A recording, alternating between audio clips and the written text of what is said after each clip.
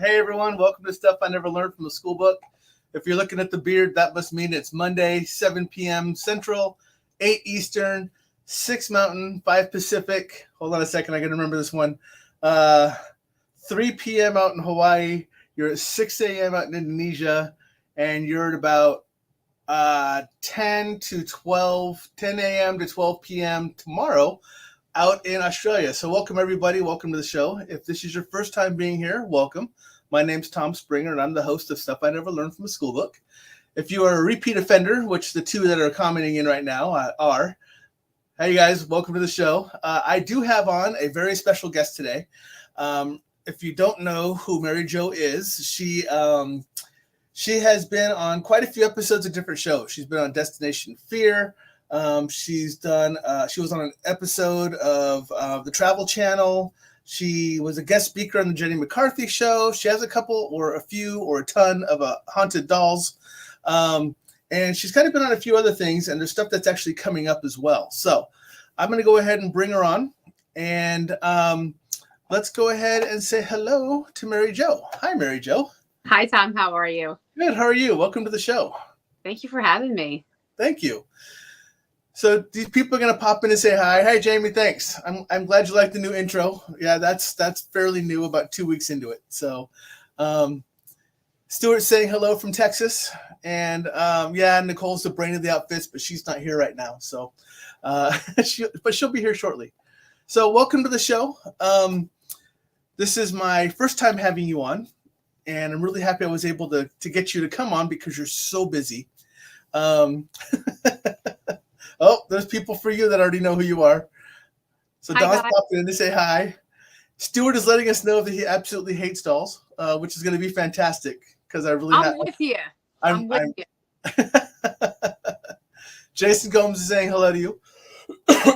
Excuse me. Hi, Jason. It's my buddy. So, yeah, we're going to go through this all day. I'm fine with that. I pop him up, and I normally wave or whatever or say hi to him. So that'll happen throughout the show because people randomly pop in and out. But again, welcome to the show. Thank you for coming on. I'm really happy that you were able to make it because, like I said, I know you were unbelievably busy.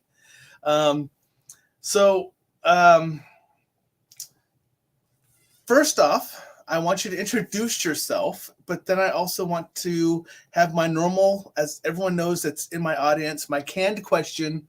How did you start doing what you're doing? What brought you into doing what you're doing? And just anything, just kind of, how did you start type of thing?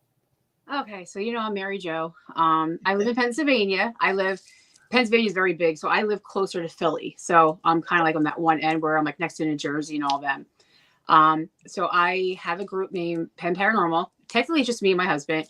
And I started this because I always saw stuff in the paranormal. Like when I was growing up, I always saw a lot of stuff. I lived in front of it, cemetery and stuff. So I saw a lot of things growing up and it scared me. But my first home that I had, it was haunted.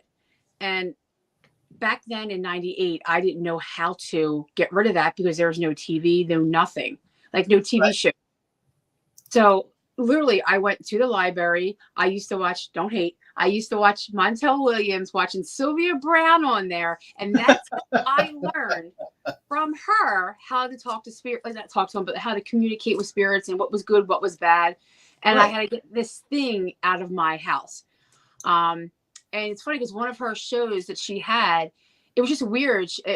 You never knew when she was coming on. One day I was home and she was on. She was listening. She was find out about your land, find out about this. And back then you didn't know any of this. Nobody talked about spirits. Nobody talked about ghosts. Right. I went to the township and found out that the property that my house was on was one time a big farmland, but also not even a hop, skip, and a jump away. There was this old house that was there. It was part of the farm that people were doing satanic rituals in. So that's how, So everybody in my area had the same issue. Everybody had the same boy, same everything. I got him out of my house. And when people started opening up and finding out, we would go on and do that to their house. So we just kind of did it through the whole neighborhood. It did settle down, but I moved out like maybe 10 years ago. So some people still live in that area and they said it's been quiet, but that's how I started. And then it just kind of went on from there. And I moved in here, Yeah. and this house was my old house. Like, I grew up in this house. This is actually used to be my old bedroom, but now my Yeah. paranormal room. But we don't really have any issues around here. My house is haunted from what I have in it, but besides the land, it's good. Yeah.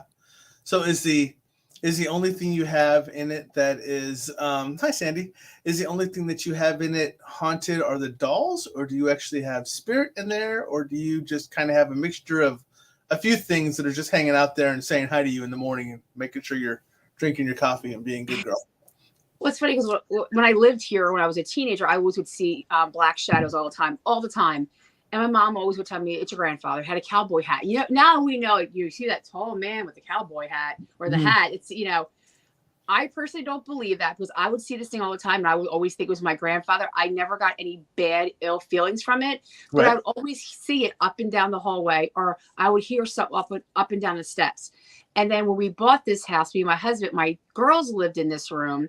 This was their room, and they would hear people going up and down the steps all day. So there's something in this house. I don't know if it's residual. It might be with the steps, but since I started doing like more haunted locations, and of course we go to these homes that do privates, and things follow you home. They don't always stay, but yes, there's always activity in the house all the time. We just ignore it. Yeah, you kind of have to after a while. I mean, if it's not hurting you or harming you in any way, it's just roaming around. It's just checking out the new neighborhood, so.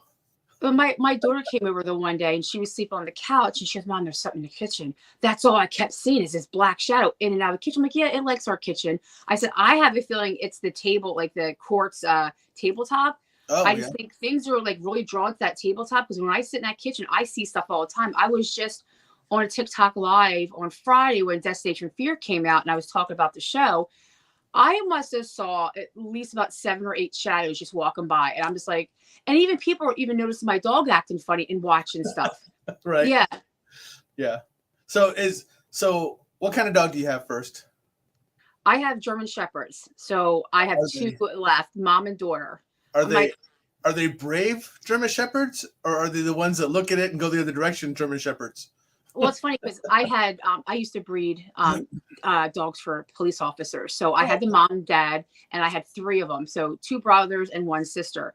So the father and the one brother passed away like years ago. And then the son just actually passed away right before Christmas Eve, or Christmas, I mean. So he literally just passed. And then I now have the mom and I have the sister. But yes, they will watch. How can I say this? The one time with the dark spirit I had from the doll, when I was burning frankincense, all of a sudden my lights were flickering. I have the video of it. I'm like, what is going on? Then I got this really bad feeling. Oh, because I knew I had those 2 haunted dolls, but I didn't think they were bad. Yeah. And all of a sudden my dogs came around me. They sat their butts on my feet and they were facing out. And that's when I saw the big black mask come at me, and they were all they knew that thing was going to come after me before, I did. Yeah. So yeah, they're very protective, especially the mom and the one who just passed. Them 2 are very, very protective over me. Yeah, I have a friend who has a Great Dane, and not protective at all. Nope. Really? Not in any way, shape, or form. If something comes into that room, the dog leaves the room. I was like, no, not where I want to be. So whether it's dangerous or not, it's just the knowledge of the presence is there. The dog's like, nope, not my monkeys, not my circus, and we'll just leave. Well, the mom, she's very old. She can barely walk. That's why I came up, up in this room instead of downstairs, because usually I don't do a lot in this room because I can't, too much energy, and I get sick when I stay in here. But with the mom, she can't walk, so she falls. She has to walk on carpets, so she'll fall a lot because her legs get on the tile. Right. So that's why I came up here just to talk, so you didn't hear her little feet constantly going. But we are going to get a male dog, a male shepherd, because shepherds are very smart and they need a job. Right. So when we get a male, because I love males. Not that I don't love females, but I love the male dogs. We're going to train them to find spirits. We're going to work with mediums. We're going to bring them to locations that are going to allow it, to see if they can pick up anything. They have to. They have to see this. Yeah. Just their senses. I mean, even just their normal senses, not just the dog senses that they have, but just their normal senses are higher. They're more intense than ours are. and more Right. than ours are. So they're going to pick up on it, like you said, probably faster than you do. So yeah, that's a good thing to have. My other friend has a very, very small, tiny, handheld Chihuahua, and she thinks she's a beast when it comes to these things. She's gone on a couple of investigations, and she doesn't sleep during the night. She patrols the area Oh, and wow. keeps everyone safe. But the problem is, just like all dogs, she has the nails that you can hear. So if there's on the wood floor, you just hear her walking all night. So whenever I go on investigations, I know she's going to go actually bring earplugs. Oh, So jeez. hi, Marty. So more people just rolling in. Jamie's saying she thinks animals literally see different than we do. Yeah, Yeah, they do. it's true. Yeah, they just see other stuff. They also have different. I work with eyes, so they Yeah. have different cones, as they call it. They see different things. It's all, and this is why a lot of mediums. I don't know if a lot of people know this. I've always asked mediums, "Can you read animals?" Because I have a couple that I adore that I miss, and I don't have that ability. Right. A lot of them told me they can see them. It's very hard to talk to them because they have different sight and different pictures to show, because they show pictures and their pictures are different than what we think. Right. So what we're thinking is totally different. So it's very hard sometimes for mediums to pick up what they're trying to say or trying to show, because they see things differently.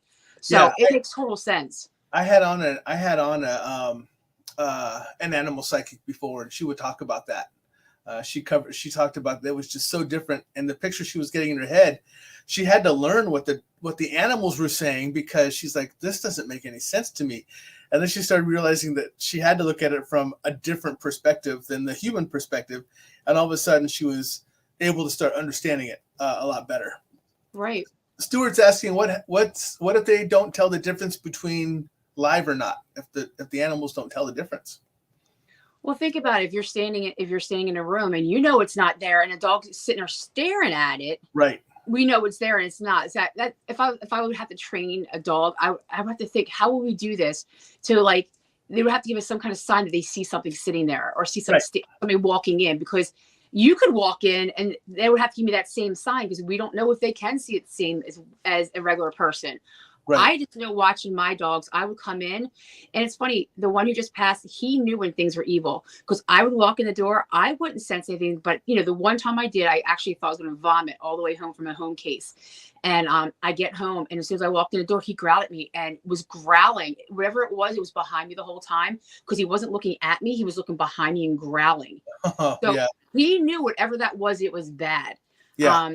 Couple times from Pennhurst, I came home, and the same thing. I always would have children. Something always would follow me home from Pennhurst every single time I went there, but they would just watch it. I would just see their little heads just like and I'm standing there, and they would watch it. I could see them, both of them, all their heads would just go, So it's just amazing they can see it that we can't. Yeah. Jamie's saying that she gets more feelings from animals, and not all the animals, not like the girl I had on before, but she gets more feelings from the animals as well too. So. Yeah, there's a handful of people that I've talked to, and they can't read the animal like the person I had on, but they definitely know, just like you when your dogs are acting different, and something else. And it's, even if it's just very subtle, even if it's just like a little glance or a little jump at one point, and they're like, that's just not scary at all, but that's not supposed to be here, so it's cool type of thing. So so they have to have some kind of understanding when, if they know it's evil, they growl at it, compared to if it's just there, they just kind of like acknowledge it, and then you can hang out here for a while, because otherwise your dogs would be growling all the time at your house. They don't come into my room. They will. Oh, really? They will not. And the one he used to pee on the chair that one used to sit on, which is weird. It only did it the 2 times that the dog was sitting on that chair. Yeah. So, but it was weird. When I went to Costa Rica, there was a medium person there that spoke to dogs, and I asked her if she spoke Spanish, and I didn't. So my translator would go back and forth with her, and she could read live or passed away dogs. So I showed her a picture of my rascal who was sick.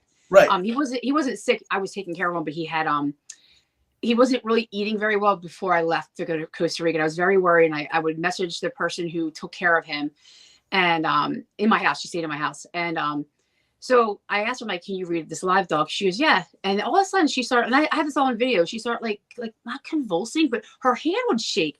And then all of a sudden I see her sweating. And she's like, I have never had this in all the years I've done this. She goes, the energy that goes through that dog to protect you, it knows what it's doing. And your house is has so much energy, it's absorbing it.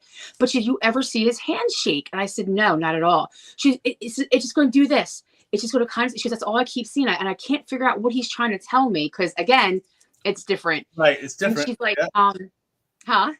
Yeah. I said, yeah, it's because it's different. Yeah. Yeah. So she could be, his paw keeps shaking, and it's just like, but he's not in pain, but his paw keeps shaking. Well, the day that we had to put him down because he had renal failure, when we came back from Costa Rica, he stopped eating. And then we took him, got him all these tests. And finally the doctor said he's in renal failure. There's nothing we can do. So I was just pumping with steroids and stayed home from work, just to try to get him. But the doctor said there was no way I could get him back, but I tried. Right. So when we knew it was time, he was actually laying on the floor. And it was just weird because maybe about a half hour before the vet came to the house, his legs started doing this. And I'm like, so I guess he was trying to tell her that he was going to pass or something, but it was his right foot. She told me it was his right foot, and his right foot was doing this. And I'm like, so I don't know. She got a little bit of miscommunication, but she was right on with the foot. Right. Do you know what I mean? So it was just weird when I saw that. I'm like, so I don't know if he was in pain or not, but she said he wasn't in pain. So let you know he's not in pain. Right. So I think that was his way of saying, Mom, I'm okay. Don't worry, I'm not in pain. Yeah, definitely. So what is I'm gonna jump straight into some of this stuff because there's so much stuff. As people know me, they know that I'm an excellent Facebook stalker to find out about guests and everything else and potential guests, and so I do my homework. Let me tell you, young lady. Just don't look at TikTok. Just don't look at TikTok. TikTok is not it's my paranormal name, but it's for TikTok, and that's all I have to say. But I look over at your page because I'm friends with you on Facebook, so I get the luxury of going out and looking at your page directly. But you've been on so many different shows. What brought you into starting to be on television? Was it the Haunted Dolls and people were interested, or was there something else that just either did you approach them? Did they approach you? But what kind of led you into going into TV shows and programs and stuff like that, for documentaries, for the shows that, like, for the educational ones I'm looking over here, the everything else I'm looking at, like your Destination Fear, your Jenny McCarthy show, a couple things like that. So what brought you into all that? I am so glad you brought this up, because the paranormal, people get mad when you get on TV, and I totally understand it, but I did it differently. I feel like I did.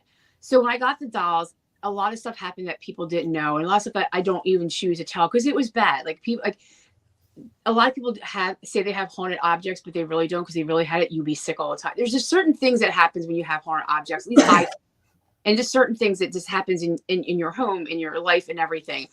And so when those dolls, when I found out what they were, I would never have anything haunted at my house. I refused. I didn't even play with Ouija boards, nothing. Right. So when I got those dolls and I got so sick, I was sitting there thinking about it one day, and I'm like, you know what? If that was somebody else, an older person or a child, this would have killed them. So people came up to me asking, can you be on my show? I'm like, no, I really don't want to do it. No, I'm sorry. So finally somebody said, listen, tell your story so people are aware. And I'm like, let me think about it. And I thought about it for a really long time. And I reached back out to him. I'm like, listen, if I do this for you, this was a haunting, by the way. The whole episode was about me and the dolls and what they had to do to, protect it and everything, and confirm and combine it into the case. But I said, I need to be correct. I don't want it being false. I want everything to be right. I don't want it to be Hollywood, this and that. I said, I just want the truth. And as long as you can promise me that, and you're not going to make it look crazy, I said, right. We'll do it. So they did. And they did tell me, like, listen, we have to change the timeline a little bit because the people wouldn't understand. And about me being a paranormal investigator, because they were worried that I asked for this. And I said, I understand that. I totally understand. And then the one part about Bill fell on the floor on this part because the demonic doll attacked him. That didn't happen. But I tell everybody that asked me, it didn't happen, because he went more mental. and like was going like crazy in his head where it was attacking me physically. Right. It was attacking him mentally. So they were afraid of domestic violence, and people would think that he was like doing bad things. So that's why instead of doing the mental thing, they just said that he got kind of beat up on the floor. So that was the only thing. But the reason why I did it because I wanted people to understand this stuff is real. Like I believed it was real, but I guess I didn't believe it until I actually had to live it. Right. And I feel like this was my calling to tell people, listen, it's not smart to have this stuff. It's not smart to go find this stuff. Like evil is really bad. I mean, if you believe in God, if you believe in the devil, whatever you believe, it's still evil. Yeah. There's good spirits and there's bad and there's the evil ones. And people just don't realize it. They think it's fun to have a haunted doll. They think it's fun. No, because the people that really know me know what I go through all the time. And I even never once had anybody up in this room ever for about 4 years. And I finally let 2 of my investigator friends come up here. And I videotaped them because I videotape everything. Right. And they're like, oh my God. So they walk in and they say, I can't breathe in here. Like, oh my, the feeling that they got, they're like, how do you even stay in this room? Like they finally realized how bad it is just by walking in the room, that the energy and this, not that I wouldn't say evil, but just that your body's actually forcing you to go back out of the room. I call it an anxiousness. It's not really an evil, but it's an anxiousness. It's almost like an overwhelming anxiousness that's more than you can handle. Right. And that's what they did. They're like, oh my God. Yeah. So that's basically why I went on that show. So people can, and then also I got a lot of people messaging me, hey, listen, I have this. Hey, I have this going on in my house. So that to me was the best part because I got to reach out to people that I would never reach out to, or they would never find me. So I helped a lot of people that year. And it was COVID. People were stuck in their homes and they were going crazy. So that helped. And then little by little, it was like, I mean, not that they all know each other, but I guess certain producers follow people on social media. And then they start seeing, hey, listen, this one does a lot of investigations. She's got a lot of evidence. She does a lot of this. So the other shows was all evidence related. So the haunting was about my dolls. And everything else pretty much was just about evidence that I've collected that they wanted to use. Yeah. So that's basically why. In Destination Fear, I was just on it last weekend and my husband's going to be on it Friday. But with Destination Fear, a producer reached out and said, hey, listen, I'm working for, Destination Fear. I know her because I worked with her on a haunting. And she goes, do you know any locations that nobody's been to? I'm like, well, not really. And I said, well, I have a friend that is trying to get him. She's trying to be like, I guess, the manager of the property and trying to get him to let people come in. And it's Norwich. It's in Connecticut. Okay. And so she needed that little nudge to let him say yes. So here that day, it was actually my dad's birthday, which my dad has passed. The producer messaged me. She messaged me an hour later, and I both got them together. And that's basically. And then they asked me, "Hey, listen, do you have evidence for these 2 places?" I'm like, "Yeah, I'll give it to you." Not knowing that they wanted me on the show. I just hand out stuff to people all the. I can't tell you how much time I say, "Yeah, look, here's the video. Here, if you want to use it, have fun." Right. Like, but they wanted me on, for those because I had different experiences, but. The crew got the same thing what I got, so it was good that they got it too. Yeah, definitely. So it was it's humbling, Yeah, it's really cool because I mean I'm like I said we're friends, but I also kind of follow you, so like I said I do the Facebook stalking, so I see your stuff come up. But it's really cool because you're a lot of people that I know that have stuff that comes up, they don't really share the information, but you do. You're like, hey, I'm doing this. Hey, I'm gonna get ready to do this. But there's a couple times you're like, hey, something's going on, but I can't tell you what yet. But stand by, and then you end up sharing it later. Hey, this is what I'm doing now. And there's a lot of people that don't do that, so it's really cool that you do that to let people know what's going on. And I don't want people thinking I'm bragging. I'm just very happy that I can share things with people. And that's what people, and I completely understand that. People need to understand that when you're willing to share information, you're excited to share that information. You're not bragging. You're just sharing that information with them to let them know, hey, stuff's happening. And I know because I personally went through that when I first did. You don't know this, but my audience does. I'm very new to my awakening, a little over a year now. since I've actually realized I have abilities. And I wanted to share the knowledge with everybody. And everyone's like, oh, you're just bragging. I'm like, no, I'm just telling you I found out something new. You're So, happy. yeah, exactly. And I want to share that experience with them. And I always tell people, if you're jealous because I'm sharing my information, then that says more about you than it does about me. Right. So, you should not be jealous for the person giving you the information. You should be happy for them. You should share in that enjoyment. You shouldn't be mad. Right. So, and I try to express that to people now to let them know you're doing it wrong.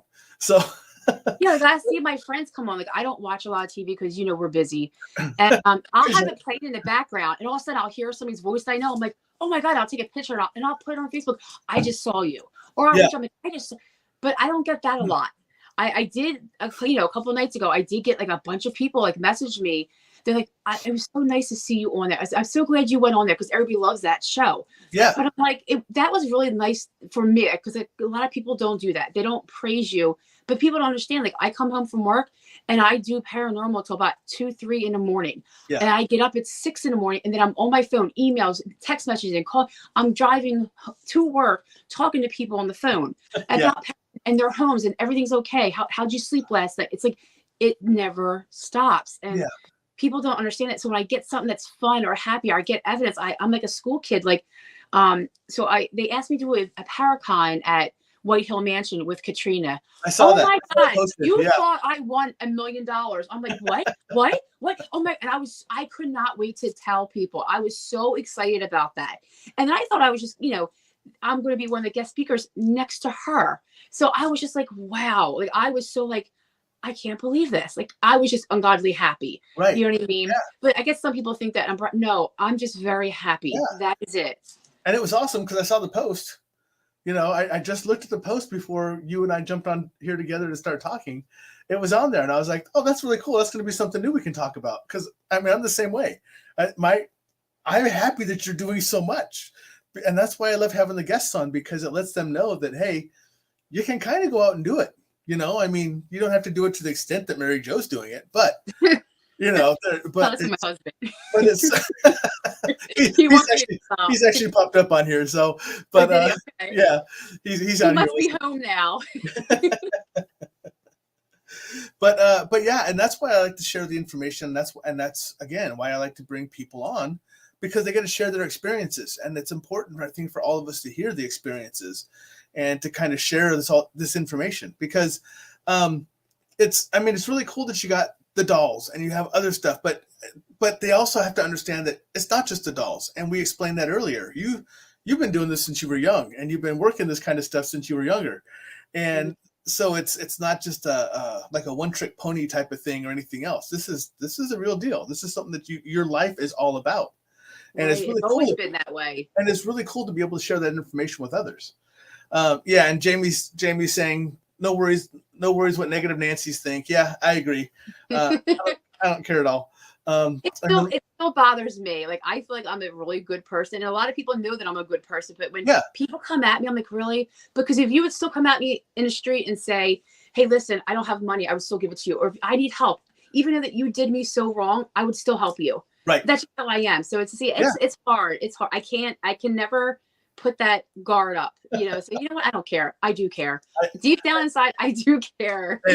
And that's the difference between, I don't care. If they don't like me, move on. I don't need that energy. I'm just going to go to some other energy for people that do like me. So yeah. It makes me work harder. That's my thing. It makes me want to work 10 times harder. And I won't sleep the whole night because I have 800 more things I have to do, Yeah. And that's where you and I are going to differ there, because I'm not going to work harder for somebody who doesn't like me or who doesn't approve. Screw them. I don't care. I'm doing what I'm doing. And apparently it's not for them. So I'm just like, nope, see you, bye. So. Oh, no, it's definitely for me. But I'm like, you know what? I'll get mad. I'm like, you know what? I don't care. Like, you know what? I don't care. But I'll sit there and I have this and this and this due. But I'm thinking, but when I get something good to come up, I'm like, yeah, see, I'm not that bad person. That's what I mean. Like, I don't care about them. I'm not going to sit there and do something I'm doing it for me, not for them.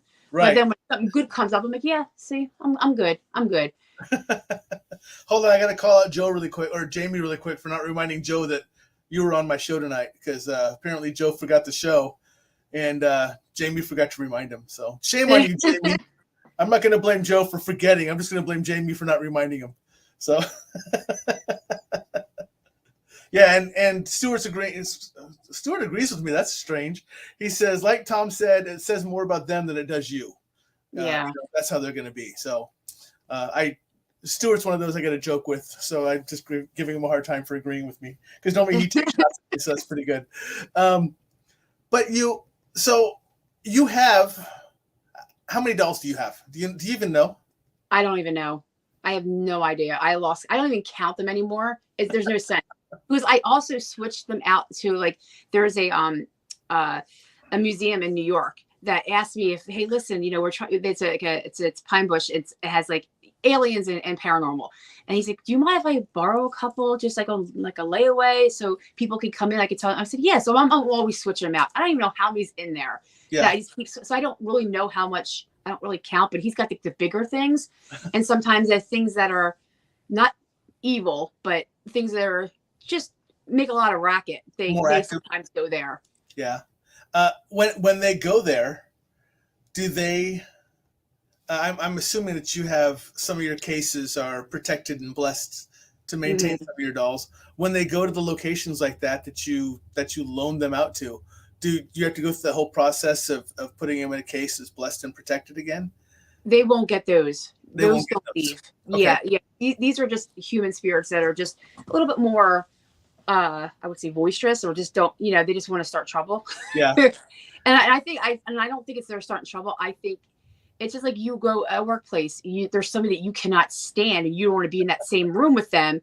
I think that's what it is. Like, they're bumping heads or bumping energies, and they don't want to be in there with each other. So I noticed when I move one out, it slows down, but they're not messing with that other location because they're okay over there, because you know what I mean? They're not bumping heads with somebody else. Right. Yeah. So that's all. But those ones that are considered like demonic ones, or they came from the houses that we've done, like, cases with, those ones stay only with me. Nobody's allowed to touch them at all. They are in cases. The real bad one from the TV show, she doesn't leave this house and will not leave this house, and she will not, her cage, or I call her a cage, but her thing will not be open. Like, I've had a couple of people, or one person asked me if he can come and do a show here, but I knew he would open it up, and it's not worth any money. Well, I don't get paid for any of those shows anyway, first of all, let me tell you that. But this guy probably would. And it's not worth my life or his life. Yeah. You know what I mean? So no, I'm like, no, it's going to stay in the case. You're not touching it. You're not. Yeah, sorry. I turned that down. Excuse me. Jason Combs says, we missed our doll, Mary Lou. We're happy that she has a good home with you. Oh, so. Yeah. Well, Mary Lou, she was one of, they gave it, that doll is, we're not sure what she really is, really. But only thing I can say is when I came in the room here one time after they gave it to me, I smelled burnt poop.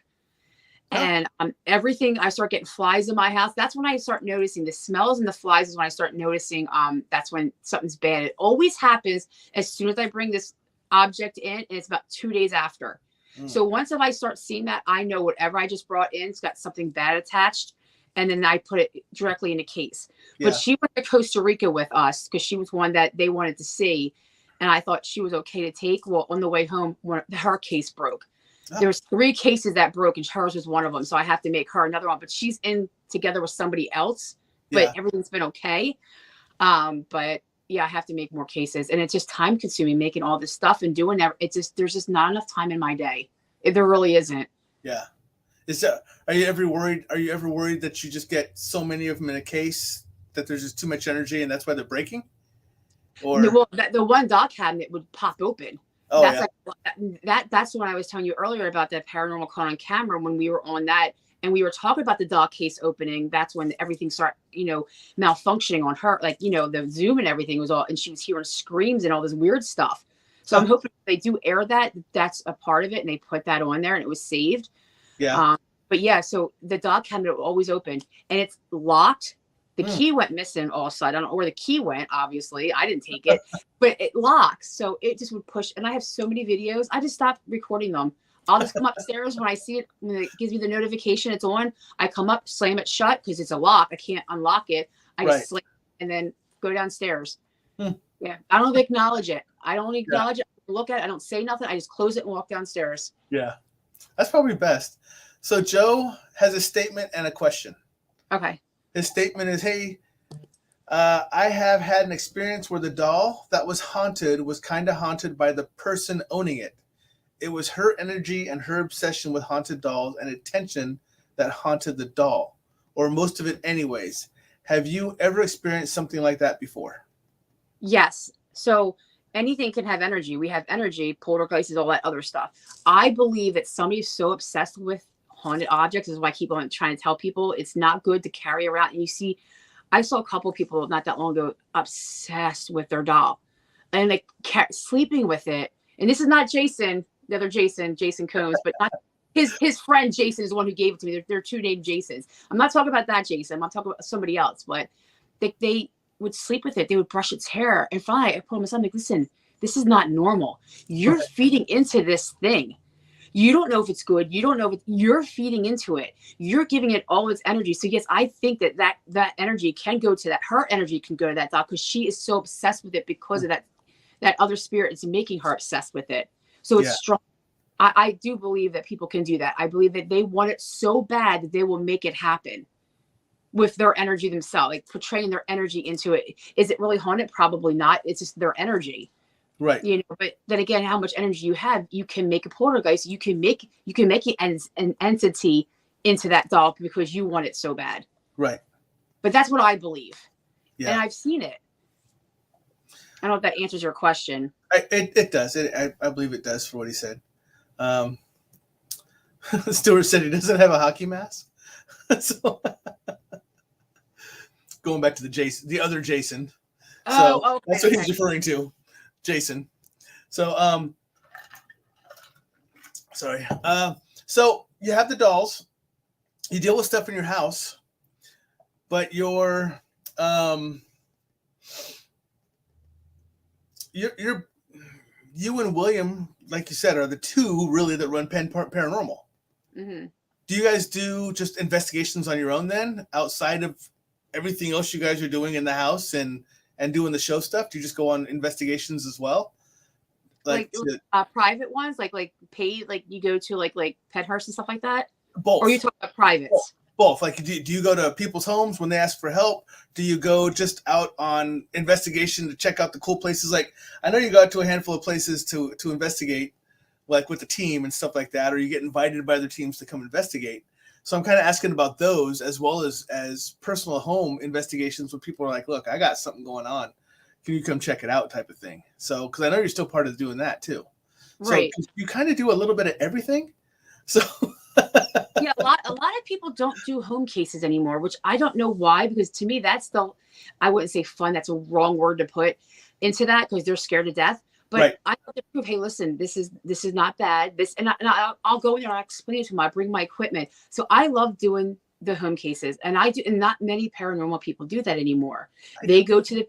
I know there's only a few of us, but people don't see that all the stuff I do behind Facebook. They don't. They don't see it. That's why I never sleep. There's like, you didn't get back to me. You know, how many times did you message me? Because it's like, I have to like prioritize, and those home people, the privates, as I call them, the home cases, they're always first because they're the ones that need help and they're scared to death. Right now.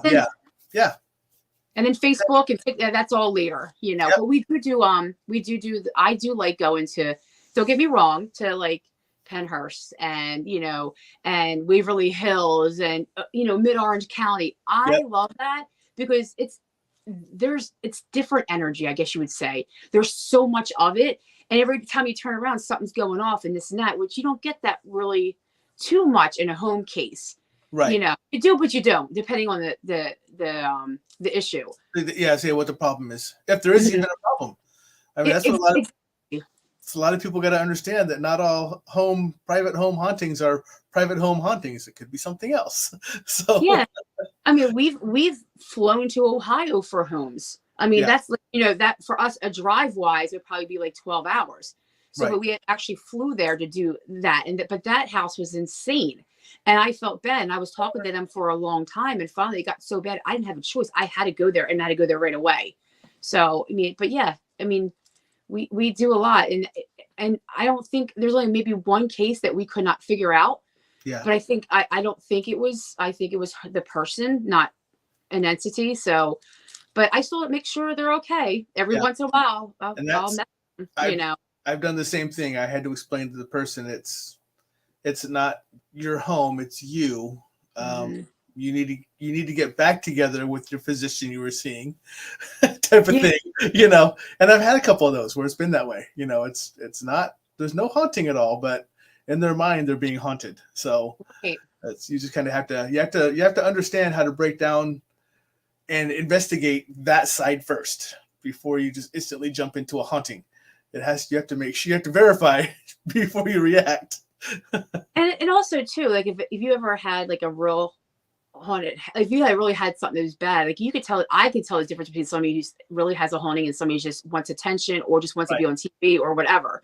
Because Right. I know what I felt like when I saw my son getting thrown across the room when he was 4. This is my first haunted house, the haunted house that I was telling you about. He literally got lifted up and thrown. So I just started crying and I just started calling my pastor and and they thought I was laughing. But do you know what I'm trying to say? Like, I know what I went through emotion wise. Right. So if they're really like showing that much, like, yeah, door opens up, this and that. I'm like, yeah, you know what I mean? So I guess that you have to kind of. Right. You have to gauge how dangerous, really. I mean, or what the extent is of it, or really is it? I mean, it's Right. yeah. There's a lot of different levels you got to kind of go through to make sure you're needed as much as they think that you're needed. Right. So Stuart's asking you questions about the dolls. You know, he's the one that absolutely loves the dolls, as he said in the beginning. He said, would it be better to have a separate garage that you could put the dolls in and salt around it to be safer? I would love that. But we don't have that kind of money. See, and I always tell people, like, if I could work more, I would, like, meaning for money, like, you know, like my regular job.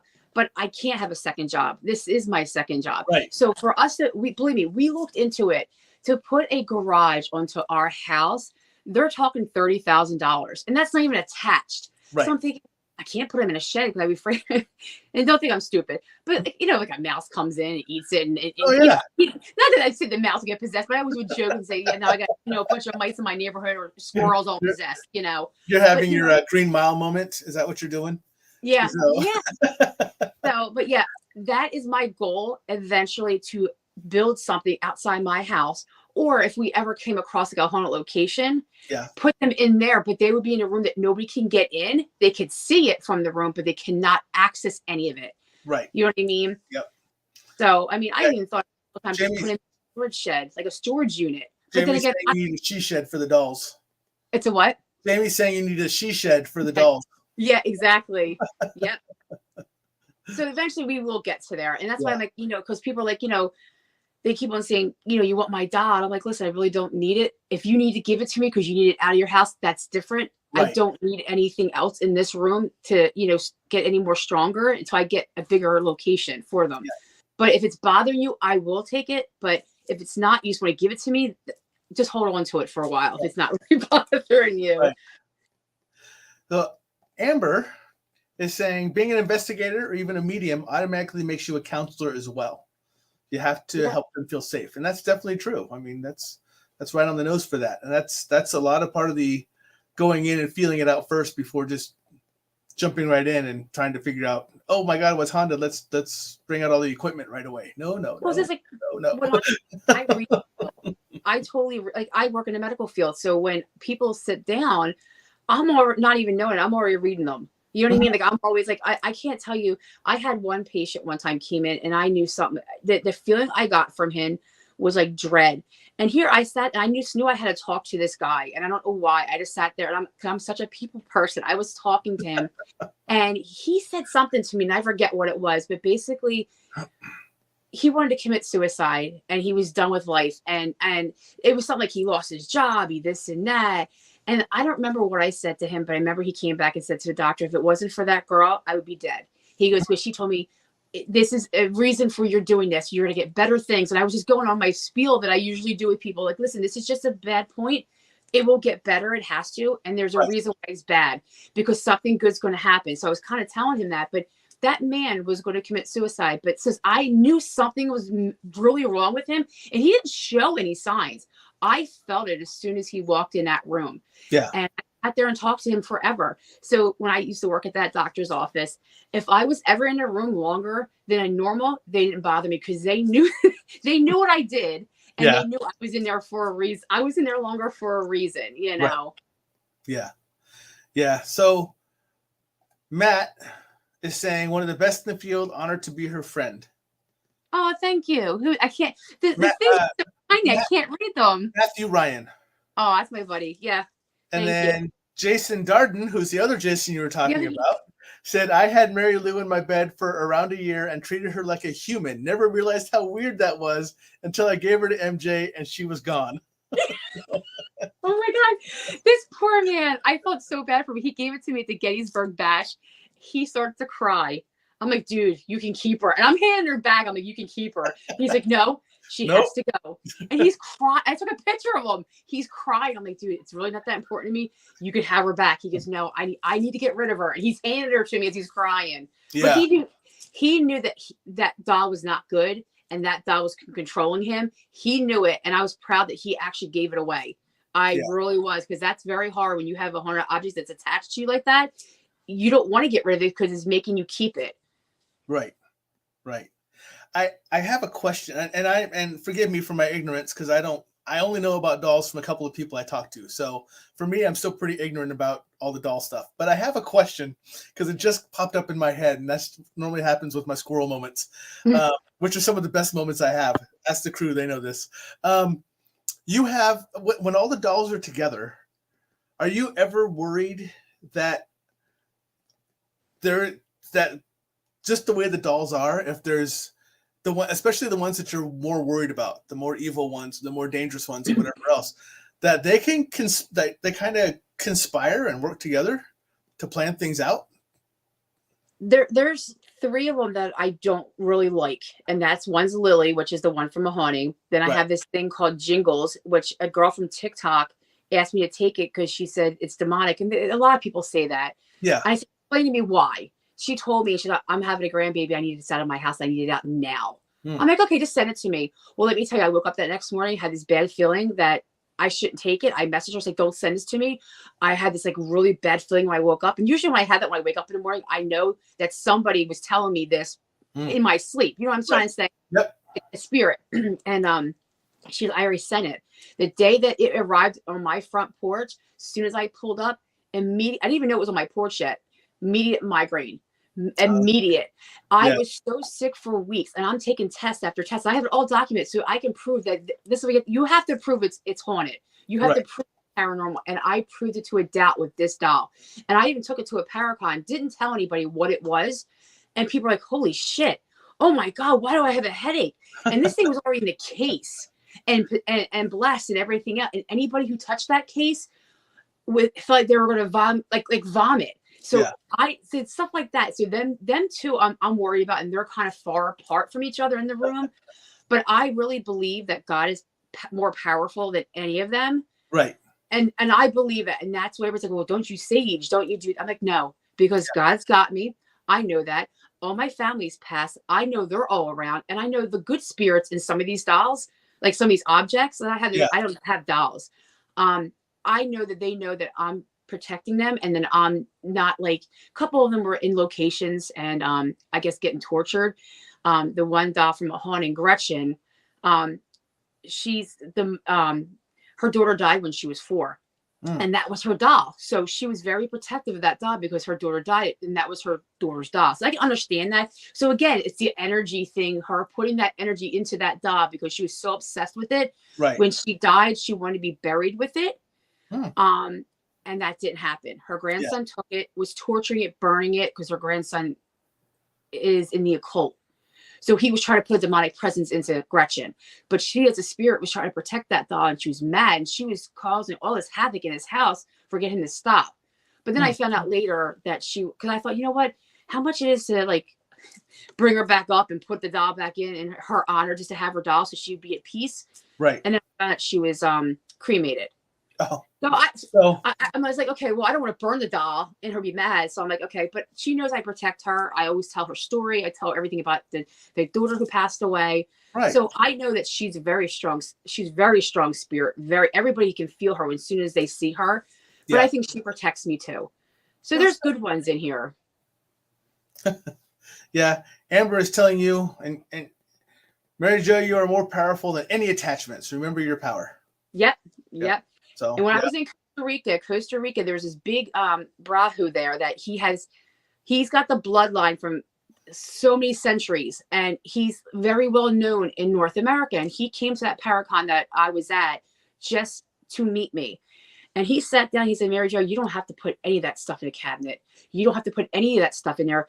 You make the rules. You tell, you're alive, they're not.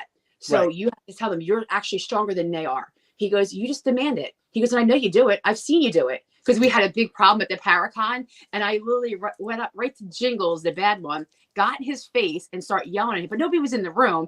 But then I noticed at the top, people were up there peeking in to see what I was doing. But it calmed down. I told him he needs to stop, and that's it. You know, because you're coming back home with me. And back in the case you go. But they say that you're in control, and you have to know you're in control. You can't just say it. You have to know. That's why I'm not scared sitting here. It doesn't bother me. I've gotten stuff thrown at me on lives. I've gotten you would not believe the stuff that's happened to me in this room. And I'm like, whatever. That's all you got. And I just keep talking. Yeah, Jason Combs. I'm saying both names now because we have two of them as you were talking about. He said having MJ and Bill with her doll on investigation with us is some of our most amazing experiences. So again, I used to take the one doll with me, and we took it to I think it was I don't know if it was a hospital or asylum. It was something. At this time, I didn't know what Lily was, but every time I took Lily, stuff happened. Things got thrown at us. Things moved. I mean, literally, and we caught this all on camera. I had no idea what she was. Yeah. And then when I did, I'm like, oh no, like I that's why I have a different I don't know, like I take them to Paracons, but I don't take them to investigation. I don't investigate with them anymore. I just don't, because I know what they're capable of. But she threw something at the and they're all just like, was that her? I'm like, yeah, I tell you, every time we go somewhere, she makes something happen. Yeah, she was throwing it at us. Yeah. But yeah. So Joe is asking, did you mention Rolling Hills earlier? If you went there, what did you think of the doll room? I never been to Rolling Hills. Oh, okay. No, never been there yet. Yeah. He thought, for some reason, he thought he heard it say that. And no, Waverly. I went to Waverly. Oh, okay. Amberly is Amberly. Well, now you got me saying Amber when I was seeing Waverly. Amber is now saying she'll admit she does have a few haunted objects in her Jeep, mainly because her house ghosts get annoyed with her bringing more home. Uh-oh. Well, Amber, let me tell you something. So one time when I was transporting a doll named Tom that I got, funny, his name's Tom. Those Toms, I tell you, you can't trust any of them. So I was transporting her to New York, which is a 2.5-hour drive. And I was taking out, I have a flip doll that was in a wall, but it's like a voodoo doll. Mm-hmm. So I was switching that out because that doll was also on a TV show, and I didn't know when it was going to air. So I wanted her here just in case like people wanted to see what she looked like. So anyway, I'm driving probably like 80 miles an hour on the highway, something like that. All of a sudden I see this big black mass just show up in my back seat. And I look at my mirror and I turned around like, oh my God. And it just sunk right down. Like, oh, hell no. I was just like, and I was talking on the phone to somebody and I screamed. That would have been really bad. You know what I mean? Like, I was going very fast and everybody was. It wasn't just me. Right. But yeah. So I don't know when she comes back home because she's the one that was having the headbutting with Gretchen. She's a very strong doll, or he is a strong entity. So, but yeah, I think I might have him being shipped. I don't know, because if he's coming back, he might not like it. So yeah, I would watch him in your car. I really would. So in your car you don't drive. So Matthew Ryan is calling you out. He said more like 100 miles per hour. LOL. No, I would never do that. I'm too scared to. No, I was doing probably like 75, 80. But everybody was doing that, not just me. Well, Melissa says I can vouch for that. I was on the phone with her. So. Yes. Thank you, Melissa. Yes, she was. Oh my God. I was so like, I couldn't believe I screamed like a schoolgirl. It was so bad. That is awesome. Is there, are there any dolls out there that you know of? I mean, I know you said that earlier, you mentioned that, look, I'll take them if people just absolutely have to get rid of them, but I don't want them just because. But is there any doll out there that you know of that you would just absolutely love to have? Mm. It's like, man, if all the dolls that I know that are out there, this is one I just want to put here, just to feel the energy, just to understand what other people are feeling about it. Is there just one out there that is just like that? That just See, I've been to the Warrens Museum, so I've been in there. I would say Annabelle because everybody would know I would say Annabelle, right, but I've been next to Annabelle, and not that I was scared of it because I wasn't. I think I'm more scared of my doll because I know physically what it can do to you because I experienced it. The Annabelle doll, I didn't feel that, but then again, you think about it, that thing thinks it's more powerful than us.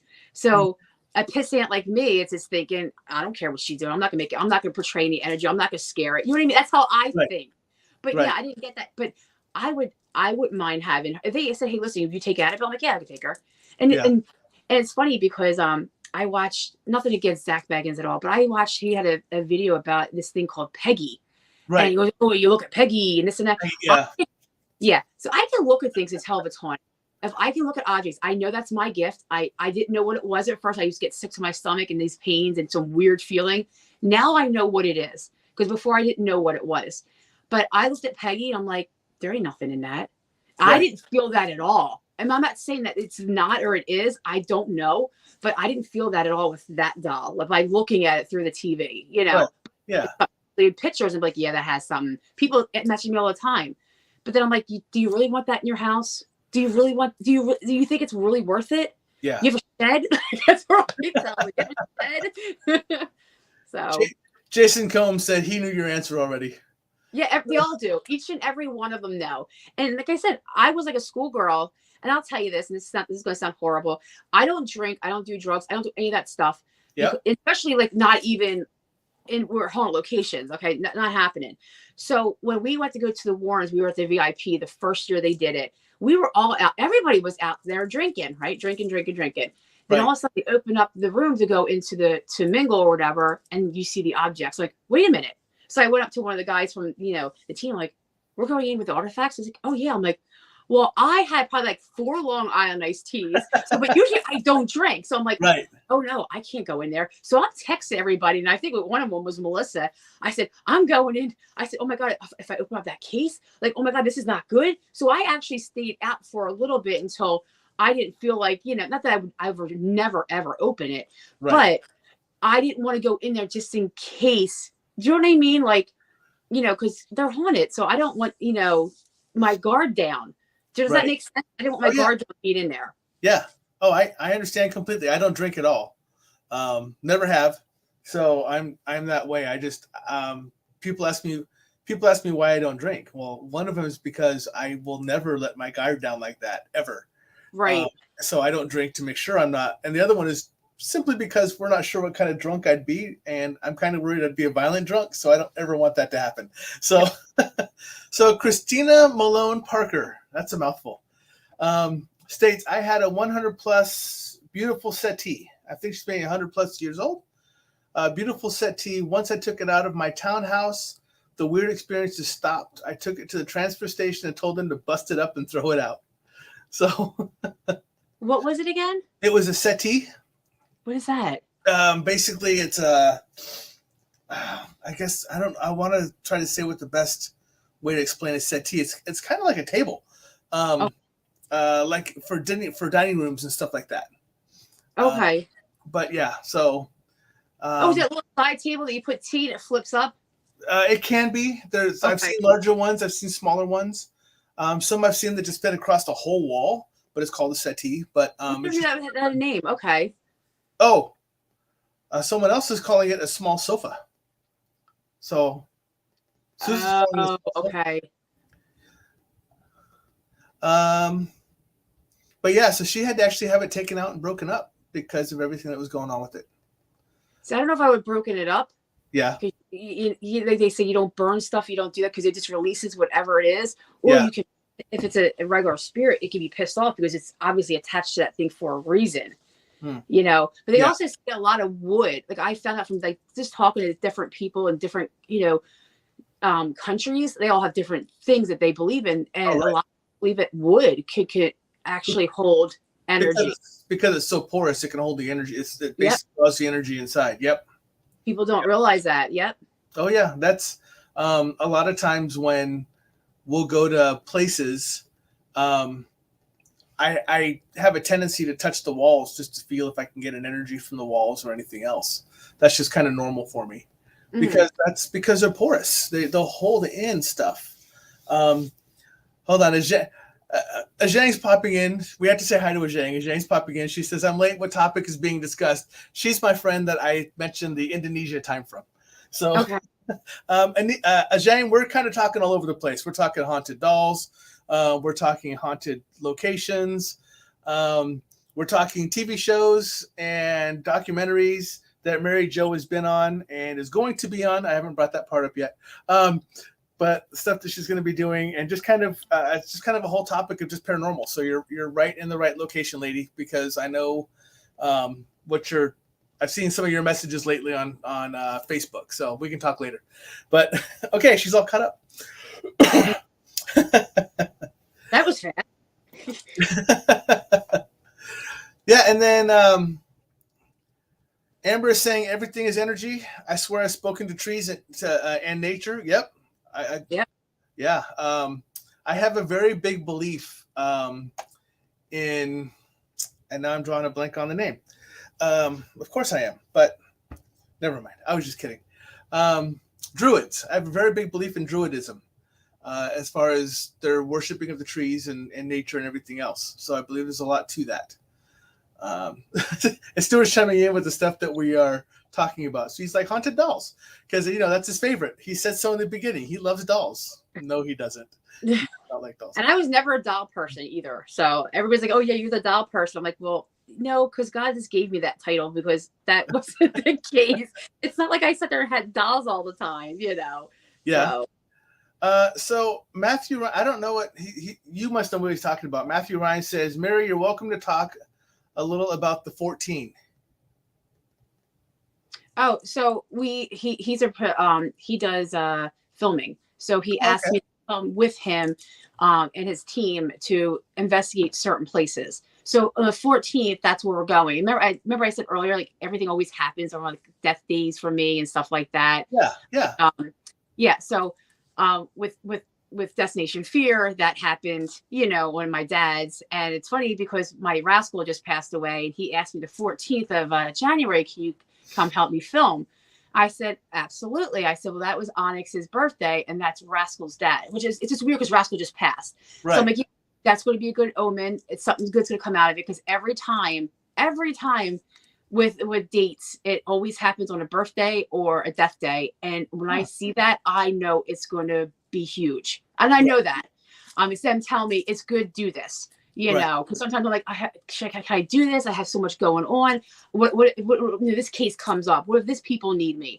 You know what I mean? Right. But that's that my spirits or my family saying, yes, do this, Do this one. Yes. Yep. And Ajang is saying that she loves dolls until she was an adult. Thank God none of them were ever haunted. Yeah. Yeah. And Jamie is saying that druids, shamans talk to all the nature, which is probably why I have that tie to them. Thank you. Yes, Amber. Amber's asking, am I streaming on Facebook? Yes, I am, Amber. I'm streaming on Facebook, YouTube, and Twitch right now. So all three of those locations are watching the ugly bearded one and the beautiful Mary Jo right now. So we're good. So you have events coming up, don't you? Yes, I have a lot. I didn't bring my calendar up here either. I know you do, because I can remember a couple of every them. once in a while I see something pop up on your Facebook and it's like, oh, we have this going on. Or it's like, hey, stand by. We have this going on. Sorry, hold on. Let me get this out to Amber. Amber is the same name on Facebook. It's Stuff I Never Learned from a Schoolbook. It's actually facebook.com/stuff I never learned from a schoolbook. All is one word. So, so that way she can share out our stuff right now. So I know that's what why she's asking, because she wants to share this live stream out. So, but yeah, so I always, like I said, I go out there and I check, and I kind of see what you have coming up and everything else. And so I know you have a couple things coming up, but you don't have like you said, you don't have your calendar with you, so you don't know what's coming up for yourself. I used to be so good with social media and putting it on events on the Penn page. Yeah. And I always put the events on there. So when somebody say, "What are you doing this day?" I would look right on my page, look at our events, say, "Oh, I have something that week and I can't." Do you know what I mean? But of course, like if I had the client, I would have it in my phone. But it was getting too confusing, so I only keep my paranormal stuff online. But then that didn't work because I got too crowded and too busy. And I'm like, so like I said, we're filming with Matt, Yeah. and that's just sporadic. So again, this weekend we're doing that. I know Destination Fear is coming out for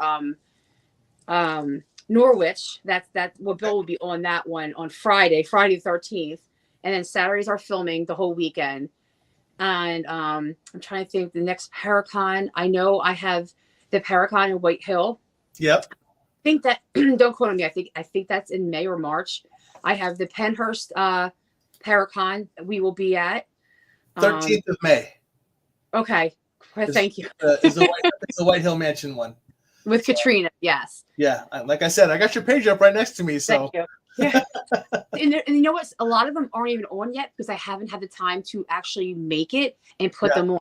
And a couple of them, they're still waiting for like the bigger celebrities, like I'm trying to work with Destination Fear to come out for the one, Ghost Brothers for the other. So I'm trying to get that for them, that information for them. So there's 2 in South Carolina. One is going to be in March, and I think that's like March 20th, something like that. It's the end of like the middle of March, and there's another one in September that we're doing for these people, again, but that's when we're trying to get Destination Fear to come out. Hopefully they're not filming.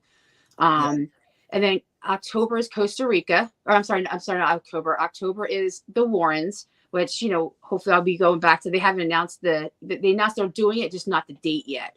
Yeah. That's the Paracon there. And then also I go to Costa Rica again in it's probably be the beginning of November.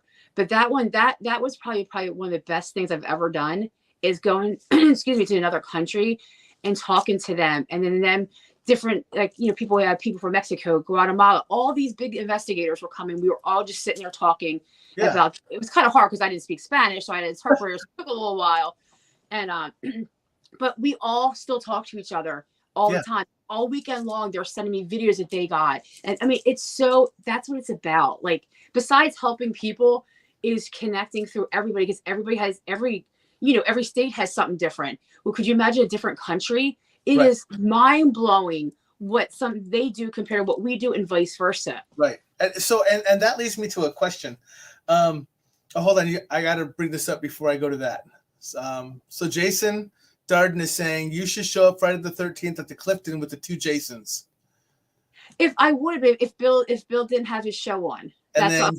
We have to get ready for the next day for filming. Although, believe me, I would do it. I would. Yeah. And then Jason Combs says, don't forget Gettysburg Bash in July. Yeah, that too. Yeah, because there's so many things. There's other ones I can't even announce yet. Yeah. Because I'm not allowed to. But they're good. So yeah. But yeah, I'm not getting the scoop, folks. I'm sorry, it's not going to happen on the show. What's that? I said I'm not getting the scoop on the show, so you're just going to suffer along with me. But I always do Gettysburg. I do Gettysburg every year, so that's like I always support them. Yeah. So with doing the Costa Rica and then talking to the other countries and everything else,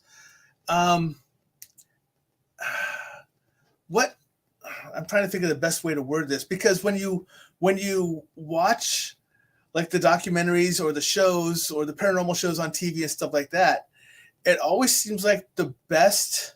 And I mean this. I don't know how to. I don't know another word to use, but I know the word best is going to be wrong. It's going to be taken wrong, but the best possessions happen in like Brazil or happen in like South America. They're the ones that are the most dramatic that it looks like on TV compared to what we see here. I mean, they're pretty wicked, but theirs are like. So, is that just a cultural thing? Is that just do spirits act different in other countries than they do here simply because they were raised in a different culture?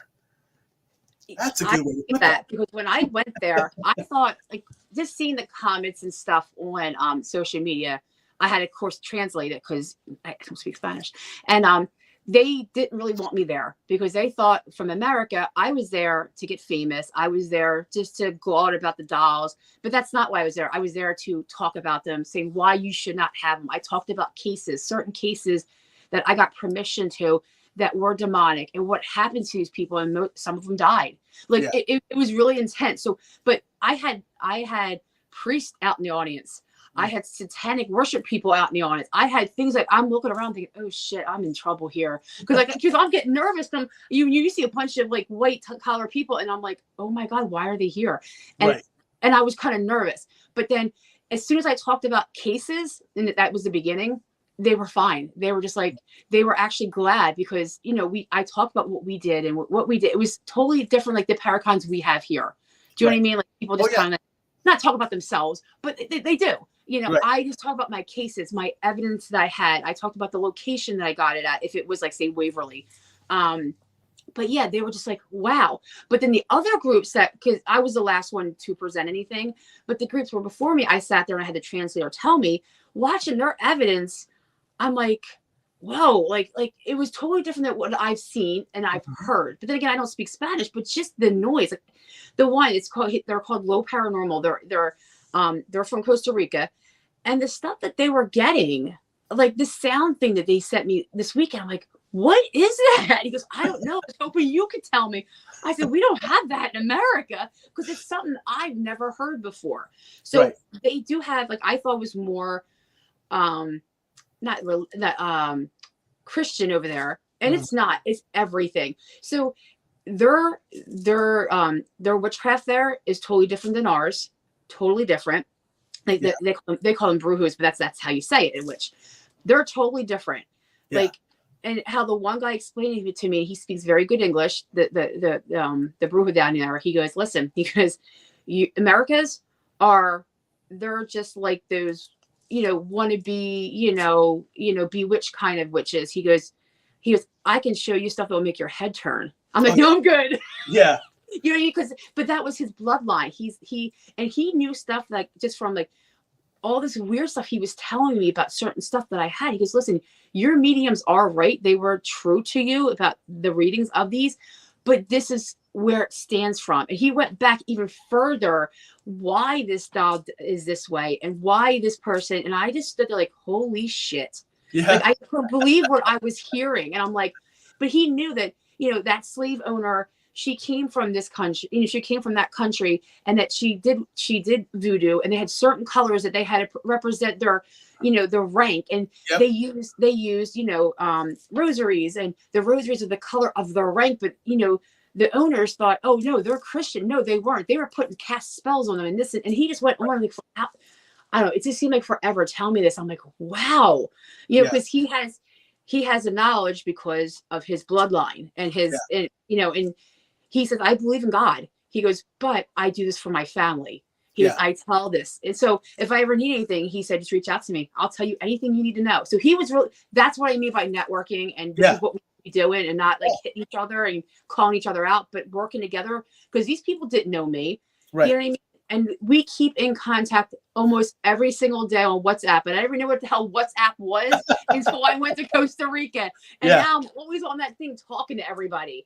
And it's great because that's what it's about. Yeah.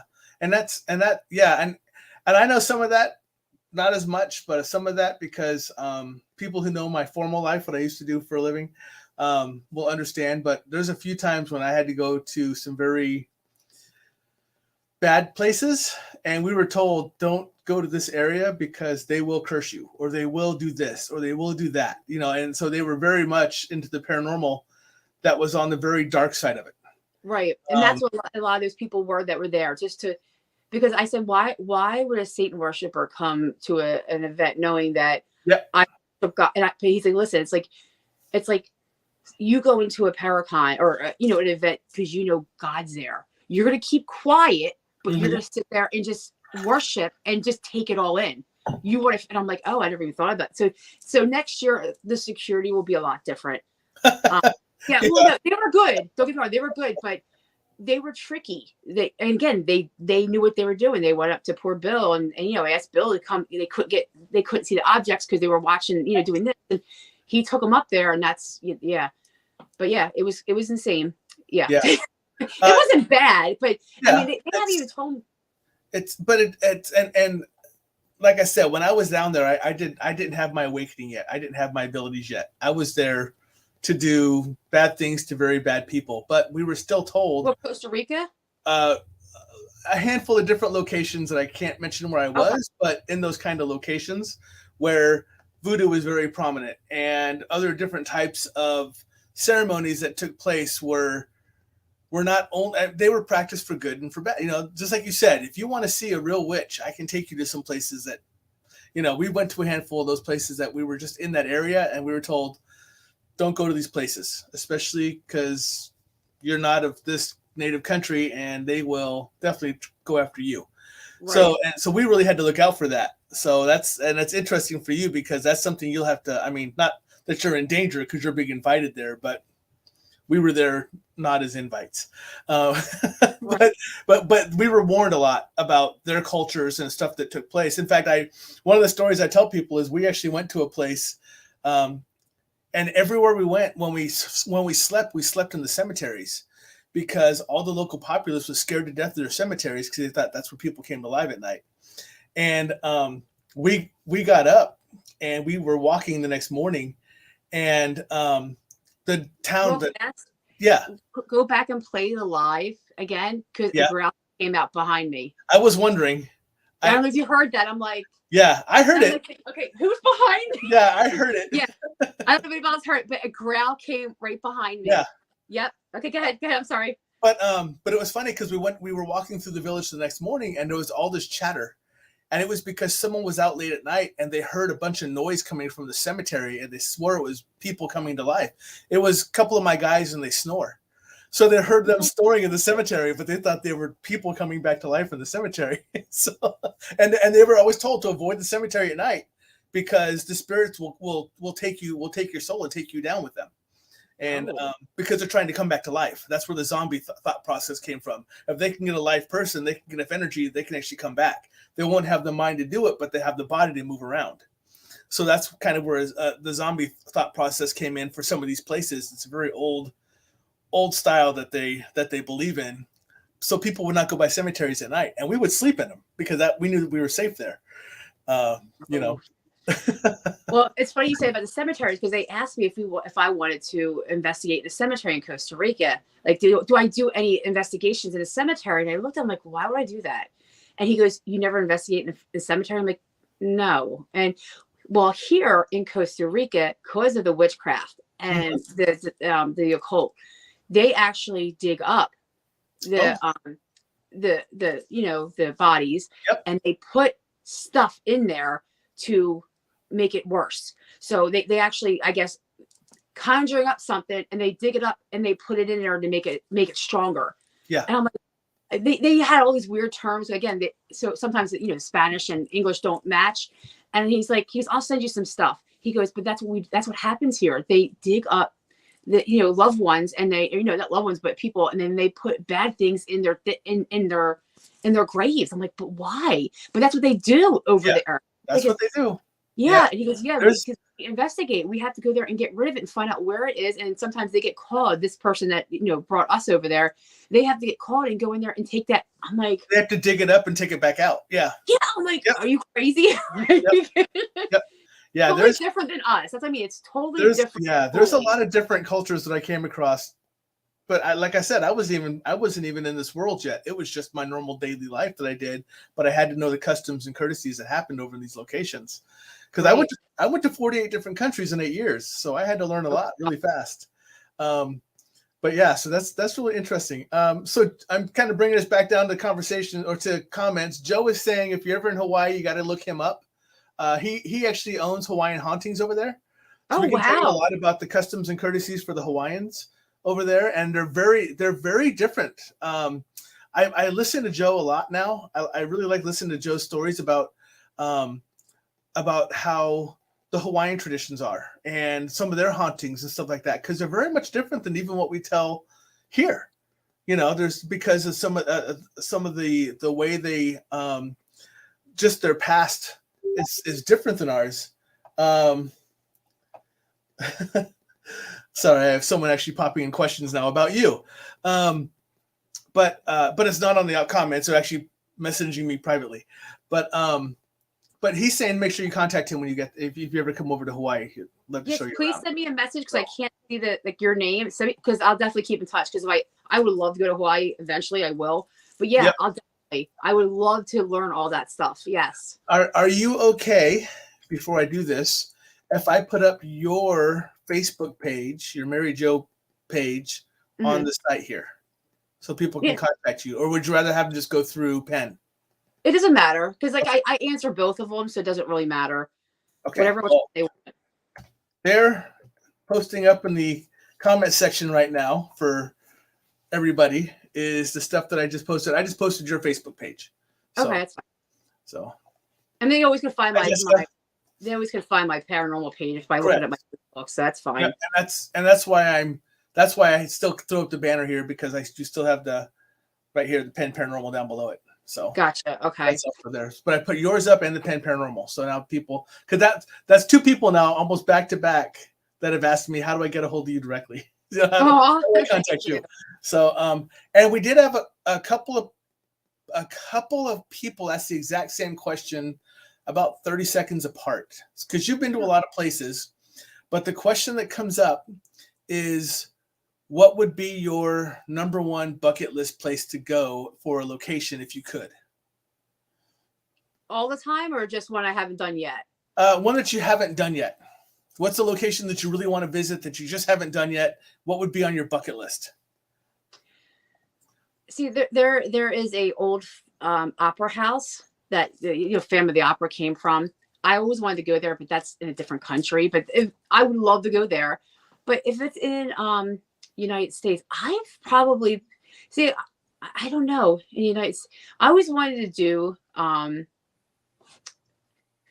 I went there, but I didn't go there. So I would say St. August Lighthouse. I was only there for like a real fast visit type thing. Right. It was a paranormal thing, like a public thing, but there was like 20 people there. And you couldn't really do anything. You basically just sit there and took pictures at night. That's what you did because there was too many people in that big, huge, lighthouse. Yeah. But when everybody was leaving, because you know how you go to locations like that, they don't like staying. They do it for an hour. They're bored out of their minds and they leave, and then you get to the place. So that did happen. As we were walking in, I was taking little videos for TikTok. Mm-hmm. When I went back a couple months later to capture them and put it into a video, I caught a child say, "Come on." And it was like 11 o'clock at night and there was no children there. So I so want to go back there because I always wanted to do that, but it's so expensive. And, we don't go in for anything for free. We have to pay for everything. So to rent out that lighthouse is going to be it's like $1,000 probably for a couple hours. But is that something that you want to do on your own, or is that something that you're going to invite another group to come help or to come take part in? It depends on how, because usually when we do it together, it's usually a couple groups that can't afford a place. So we kind of go together so we all can enjoy it. Yep, exactly. Yep. So if I could do it privately, I would, because I feel when I'm by myself and it's just me and Bill, we get so much more. Because I think they just feed on our energy. Like he stays away, I'll stay up there, and I'll get so much. But when you have all those people, I just feel like they don't want to be bothered after that. Yeah, yeah. So ideally by myself, Well, that's good. And Amber is saying that she can imagine salt water is also her favorite way to cleanse. Yes. So, and Melissa says she's going with you. She goes, I wouldn't have it any other way. Because I know if I fell down the steps, Bill couldn't help me. You would. Melissa, listen to me. Videotape it, please. Oh, my goodness. Melissa, please videotape it. We want all of that. Well, the only reason I say this is because we were at Gettysburg. I shouldn't even tell people this, but it wasn't bad. So it was. We were at Gettysburg, and everybody drinks there. And I did have a glass, and she's a bartender, so we only put one little shot at the bottom, and the rest was soda. So somebody knocked it out of my hands. She made the same thing again. I was drinking it. It wasn't even strong because I could taste it if it was. Yeah. So then my friend had moonshine. He was here, just take a swig of this. And I'm like, okay. Well, I took a swig of it and my brain was shaking for like 10 minutes. And I'm like, oh my God. And back in the day, I can drink like the hard stuff. That's the only stuff I like if I took a shot of something. But I don't know what was in that. And all of a sudden, I just remember waking up in the ER. Well, actually, I don't remember. I remember somebody saying to me, wake up or we're going to call the ambulance. And I remember the guy's voice. I'm like, wait a minute, I'm sitting on a toilet. Why? So I'm trying to move and I'm not moving. And Melissa said, you want me to call 911? I said, yes. That's all I remember. I woke up 7:00 in the morning and a medication that the doctor gave me, you're not allowed to drink. But there was no label. There was no label. So I guess my body went into shock and I collapsed. So, but then that next day I took a shower. We got back at the hotel at 8:00, took a shower, went downstairs and stood at my table at 9:00. No, everybody knew what happened. They're like, I can't believe you're here. I'm like, I have to put my big girl panties on. And I have to do this. I'm fine. But that's what I mean. I said to her, did you take any videos? She goes, no, I didn't video it. I'm like, you didn't take a picture of nothing of me getting wheeled out? So now she knows. I want videos of everything. Well, and Jason Combs says, Kara says hello now that you brought that up. Yeah, and his now girlfriend, she was the nurse that was actually in the bathroom with Melissa because they didn't know what was going on because I was sweating so bad. I was having I was sweating and they couldn't lift me up because I was sweating so bad. Huh. Yeah, it was a bad reaction. It was really bad from that medication. Yeah, Melissa said she helped. She did. And I said the next day, I said, was my underwear down? Like, all I remember is I'm on a toilet. All these people are in the room with me. And you understand, I don't do that. I am like, no, that would never, ever happen, you know? Yeah. You know, the girls, the girls that go in the bathroom. No, I don't do that. Nope.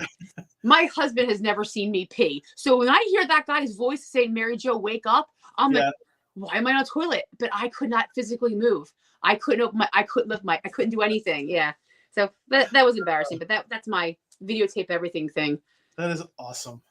Thank you for sharing that. And sorry. I shouldn't have. Oh no, that's perfect. And that really is, I mean, that's another reason. I mean, I haven't gone to any of the Paracons yet, but I'm being told I have to, just to go take in the experience, which I will do. But I know that for me, I run a show here, but I am such an introvert, and I am also need to be very aware of my surroundings. So I will be that one that's very quiet, but observing everything. So everyone's going to think I'm a creeper, but I'm really not. I'm just taking it all in and making sure everyone's safe. So, but they are good. They are good because that's where like the newer equipment comes out. Yeah. And you start meeting these people and you start getting bonds. I mean, I know it sounds so stupid, but it is. Like I met one girl who had a puppy, and like I was looking, and this is the day of me coming back from the hospital, so I wasn't in a good mood because they had given me a medication to react to the medication that my doctor gave me. Right. And so I had an extreme bad migraine, and because I take migraine medicine, so of course if they're going to give you that medication, everything else is going to be washed out. Right. And I just remember seeing this puppy, and I kept talking about this puppy, and we bonded over a puppy, and now we talk all the time. Do you know what I mean? It's like, oh yeah, I have never met her. Yeah. And she's a really good person. And there was other people that came from different, countries that I would have never met unless I went there. Yeah. So but then again, you also meet the people that you see on TV, or you see that you actually get to meet them and feel their energy. And do you know what I'm trying to say without saying? Definitely. Yeah. Okay.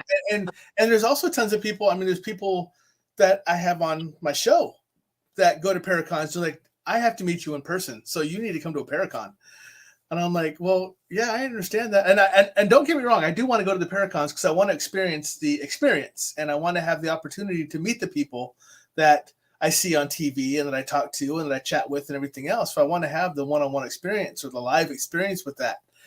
But I just know what kind of person I am. And it does worry me a little, but that's just me. So you'll be fine. Yeah, I would be one of those. I would go and I would meet everybody an hour and I'd be gone for the rest of the time. I'm like, all right, I met everyone, I'm out. So See, my thing is, I'm the same with you. When I get around too many people, I get drained really fast. So Yeah. imagine having 100 objects with you, and then you can't even have a pee break for 10 hours. Right. I'm telling you, after the Warrens, I don't think I talked to anybody for 3 days. I could not, because I can't tell you the number they had coming through there, but it was big. Yeah. And we couldn't even take a pee break. I think Bill might have gotten food, but I couldn't even eat it. So we couldn't leave our table at all. Oh, geez. And but 3 days, I didn't answer anybody. I just couldn't. I literally was so mentally and physically drained from everybody and their energy, and just you know what I mean? It's just like I was drained.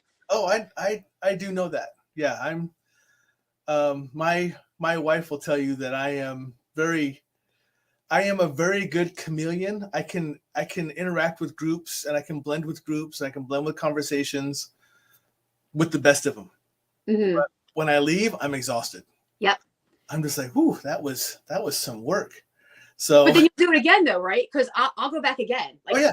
You know what I mean? I don't care. 3 days. What's 3 days? You know what I mean? Yeah. I get the feeling after I go to the first one, that's what I'm going to be like. I'm going to be like, all right, I got to go do that again. So, and Melissa's backing up your statement, saying that's true. I didn't hear from her for days. So nobody did. I just can't. Even people at work are like, "You okay?" I'm like, "You have no idea. You just have no idea how many people we talk." I loved every second of it. Don't get me wrong. I don't want to sound like I'm but it was just even Costa Rica. I swear I'm still messed up since Costa Rica, and that was in the beginning of December. Oh yeah. It was so like I could not get, but then again, my dog passed away right in that within a right. weeks span. Yeah, that's a lot of energy to go through right there. Too much, yeah. And I'm actually finally just, if it wasn't for Matt saying, "Hey, listen, come film with me," I would be sitting there going like, "Okay." You know what I mean? It's like I have to start moving. I have to get back to what I was doing. Yeah. Yeah. And now Jason Darden's telling me that I need to go to Gettysburg Bash or Para-Unity. He said he's the introvert the same way I described, but the other Jason is 100% opposite. He totally is. So, oh my God. If you see these two, he's very quiet. He just sits there. His face gets all red. He just sits like a little child. And the other Jason, he's like on crack. Like I said, "Jason, you are making me tired just looking at you." Just watching you. He's got so much energy. I'm like, just give me a little. Just give me a little. But what's funny is that's how I am on investigations. I never run out of energy on investigations. Everyone comes to me for energy, and I'm more than happy to give it to them because I never run out of energy. That Energizer Bunny has absolutely nothing on me when it comes to investigations. That Energizer Bunny would come to me for a recharge if we run investigations together. Yeah, that's just how I am. I just don't tire at investigations. I'm like, all right, next, let's go. And it was like nap time. I'm like, no, investigation time. So only time I ever get tired is when I get in that car to drive home. That's it. And I'm like, oh God, I need to pull over and sleep. But I can't tell you how many times, like, people don't understand, like when you drive hours and hours and hours to go to a location, like I will pull over and sleep in my car. I have no shame in that. I've gone for weeks, only eat peanut butter and jelly because I wanted to go see, because Waverly was, it wasn't expensive, but at that time, I forget what was going on. That there was like, we did a whole bunch of things, and I had to fit Waverly in because I always wanted to go there. Right. And it was my friend's son's birthday. I mean, I must have ate peanut butter and jelly for a week. Do you know what I mean? And like, if I couldn't afford the hotel, I would have slept out in my car. I just make do for what I want to do. Yeah. Sleeping out in a car ain't going to kill me. Eating peanut butter and jelly, I can lose a couple pounds. I'm not worried about that. But I do it just because I love these things. I love these places. Yeah. Yeah. Amber's kind of selling herself out. She says she's only 5 hours from Gettysburg and she hasn't been. Uh-oh. Well, I've lived here my whole life, and I think I went there maybe like, because I did the paranormal, I did homes. I never start going to these locations. I mean, except for Eastern State Penitentiary. That was my always to go to. I took my kids there. We would always videotape there and stuff like that when they were younger. So I guess that I used to do that a lot, but I never went to, I think Pennhurst was my first one, maybe like 6 years ago. So it's been, I haven't, you know what I mean? But then as soon as I did it, I was hooked. Yeah. I'm not that I was hooked about the home cases, but I'm like, whoa, what were I missing my whole life? Because that energy, it makes you want more. It makes you want more. Yep. And Jason Combs is, Jason, I'm going to tell you what, you guys got a standing invite. So Jason Combs said, we would love to do your show sometime, Tom. So they more than welcome to come on the show. I got space for everybody. So uh, I'm trying to see because Amber's throwing up. Well, we went in fifth grade back in the 90s. Back in the 90s, fifth grade. Oh my goodness, you're making me feel old. She said, I remember our hotel was haunted, but I don't think we actually explored much. So, Oh, geez. yeah, that would be a little interesting. I do know that my spirit, my male spirit I have down here in my basement, he likes my basement. He has become more active more recently lately because I think he recognizes more that I can see him. I know where he is. I can't hear him. I can understand him. So I think he's becoming more active just because. Did you communicate with him? Is that why? Yeah. I normally didn't. Everyone. Well, I always did my best not to open up in my own home. Always tried to open up in my own home. But somebody came along a couple shows ago and totally blew that out of the water because I started reading just left and right for everything that was going on, not only in my house, but that was going on out there and everything else. So then my guy was like, oh, you're talking about, so he came in and started talking to me. And yeah, so now he realizes that I know who he is and I can communicate with him. So now he's more than happy to let me know, but he stays in the basement. He won't come upstairs. So, and I'm perfectly fine with that. And Jamie's telling me he needs a name. I know his name. I'm just not giving it up. So, did he own that house, or you don't know really much about him? I'm sorry. What was that? Did he own that house, or was he did not own his house? He did not own his house. He's a younger person, but he's from an older time that used to be in this area on one of the properties around here when it was farmland. So that much I know a little bit of his background. So, but yeah, so he's here. He's been here. I mean, he kind of wandered in after we moved in. He wasn't here initially beforehand, but because he didn't like the person who lived here before's energy, he just didn't like being here before. But he likes this land around here, and he's been going kind of townhome to townhome to try to figure out which one he likes. And when we got here, he came to ours. And he decided this is where he likes to be. So he's hanging out with us now. So I'm fine with that. Your wife has abilities, right? My wife is an empath, but she doesn't. She's getting more, but she's just not recognizing it yet. I mean, there's some things that's going on, and she's like, okay, are you amped? And I'm like, no. Because normally when I amp up, and that's what I call it, amping up, is when I start feeling spirit, she feels me amp up. So it amps her up. But there's been a couple times lately, she's like, are you amped? I'm like, no, I'm good. And she's like, weird, because I'm amped. I'm like, well, that's you developing your own stuff right now. So she just hasn't fully recognized how to recognize it yet and to see what it is. Gotcha, okay. So right now she's an empath is basically what she's identifying herself as. Whereas I identify myself as an intuitive because I have so many different things I do. I just say that I'm intuitive. Not really one thing or the other, but kind of a handful. So kind of a jack of all trades, but a master of none. Yeah, that's kind of what it is. So, and then Amber's saying that she used to be the same way. She wouldn't open up in the house, but she's like, screw it. So she just lets him talk now. And Nikki's yelling at me because she's like, you haven't even told me his name. So that's my wife. Yeah, I haven't told her the guy's name yet. So, and then Jamie's saying, oh, good grief. One of her Reiki dolls just fell. Oh, wow. See, they're communicating through the phone. There you go. Yeah, communicating right online. So, well, do you have anything that you? I mean, we kind of already talked about it, but I'm getting ready to kind of close it up because we've been talking for about an hour and 40 minutes. Like I said, this kind of goes by kind of fast for us, but I want to show everyone right there again. One way you can get a hold of her is right there, Pen Paranormal, Facebook.com.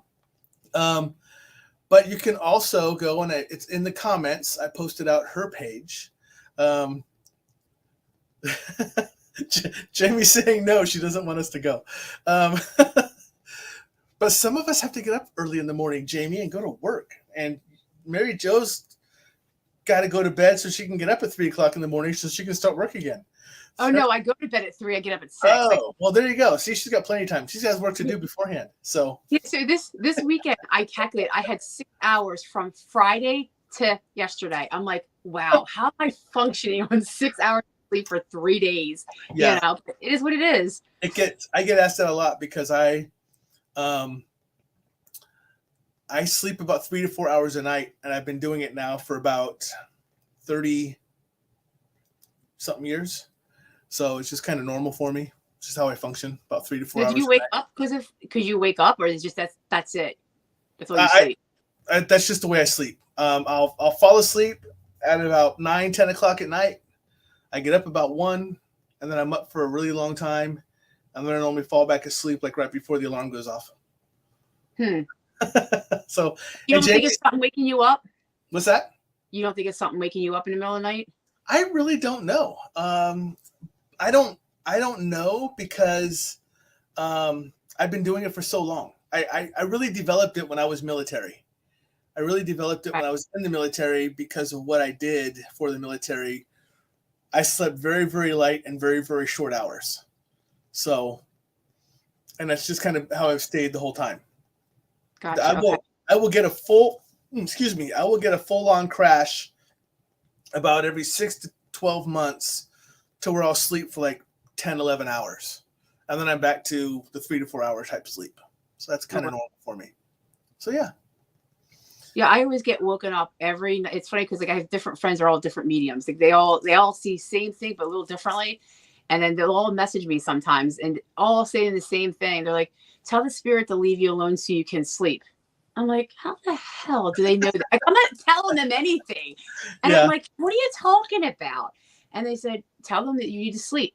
They have, it's not your spirit. It's not just stuff that you have in your house. It's others coming in from the outside because they see your light and they come in, they're trying to wake because they know that you can understand it, but you don't know how to. And they're trying to wake you up. I'm like, no, they're not. Like I for years I was saying, and it's true because like, well, I am very good about closing myself down when I go to sleep. My image of what I use to lock myself down to make sure no one disrupts me during my sleep and everything else is very solid. What mostly wakes me up is the very weird recurring or recycling dreams that I have. And sometimes I can get them to be like, I can get up, I can go back to sleep, I can start the dream where I left off at. Or I can have the same one over and I can alter it because I don't like the way it was going. So I can modify the dream and change it to where I want it to be. But there's a lot of stuff that happens with my dreams that I can control.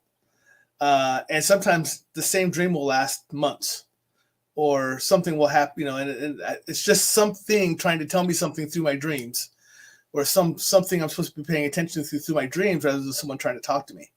And I'm starting to recognize that more and more because the pattern of the dreams that are happening is becoming more and more frequent. So, but yeah, it's I can control dreams. I can modify them. Like I said, I can go to sleep. I wake up and go to sleep and continue the same dream by putting myself back into that dream state. If I don't like the people in the dream, I can change the people in the dream. I have forced myself to purposely stay asleep when you fall. Everyone says if you fall and you actually see yourself hit, you die. No, I don't. I died 3 times in dreams, so I know that's not true. I always land on something soft. Oh, do you? I always land on something soft. Yeah, I could be jumping off a cliff from 500 feet and I'm landing on a bunch of pillows. So really? it doesn't matter. It's like it's always built in to be a protection around me. And yeah, and there's the same thing with some of my dreams to where most of my dreams, if I run on all fours like an animal. And I'm much, much faster that way than I am on my 2 legs as a human, which is really odd to me. So yeah. But yeah, there's a lot of stuff we could talk about for that later, but yeah. that's a whole other show. I don't dream at all. Yeah. At all. And I have to really make sure I pay attention to, because I also astral travel. So I always make sure I know the difference between which ones they are. And I know how to identify the differences for me. It'll be different from other people, but for me it's different and I can tell which one it is. So it's kind of cool. So Wow. I can put myself in a stage to where I astral travel, whereas my dreams just happen naturally. Okay. So, and then what happens during them, I can tell if one's a dream or which one's an astral travel based off of what happens inside of them. Hmm.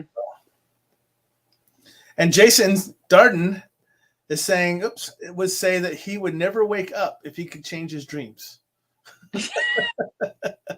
And Carol Hernandez is saying that she has also changed dreams. She can change her dreams. Huh. So yeah. I remember when I was younger and I used to have a lot of dreams, a lot. And I remember going back to bed because it was such a, not a good dream, but it would be a good dream and I could change it. I remember doing that, but for some reason, like in the last maybe 5 years, I've not had one dream except for the 3 that I died. And one was I fell and died and laid there. And then 2 of them, I actually got sucked into the ocean and drowned. Oh. Something pulled me into the ocean. And I woke up like I couldn't move and I was shaking. I'm like, oh my God, what happened? But I don't dream. It's the weirdest thing. And if I do, like, well, I say I do, but when I wake up, I will always have some kind of, not every day, but mostly every day, it's something telling me, do this today. Don't forget. It's whatever is talking to me when I'm waking up. It's either a spirit guide or whatever tells me you need to do this today. And that's the first thing that I make sure I do. Yeah. Melissa says Melissa says it's because you don't sleep enough to dream. Probably. Yeah. And I always tell people if you're wondering if you're in a dream or if you're in another state, because you can accidentally astral travel without knowing you're astral traveling. But if you need to know the difference, just know that in a dream, you cannot read words and you cannot make out numbers correctly. You can see the letters, like you can see a bunch, like if you're reading a newspaper, you can see a bunch of letters, but they won't make sense because that side of the brain, when you're dreaming, cannot make out logical sense to form words. Nor can, like if you're looking at a clock, you won't be able to tell what time it is unless you're looking at the hands. If you're trying to look directly at the numbers, you won't be able to tell what it is because in your dream state, your logical side of your mind doesn't work. So it doesn't allow you to read words or read numbers correctly. Well, I never knew that. Yeah, that's a lot of my nerdy scientific side of me in college and studies and everything else. Well, don't they say you can't see faces too? Like if you're in the one, you don't see faces, or that's something totally different? That depends. In a dream state, you're not supposed to see faces clearly, but if you can focus on your dream and identify the person, the face will come clear. Okay. That I have made happen, and I know a lot of other people that have made happen. And there's sometimes that I will identify who it is, and the face will pop up, and it's not who I want it to be, so I will change it to who I want it to be. So, yeah. So we won't go there.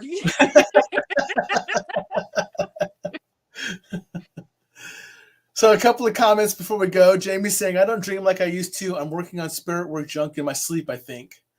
And Melissa's saying, yep, that's me too. Susan's saying that, click on that button. It says, then why am I naked in front of the whole class in my dreams? Oh my God, Susan.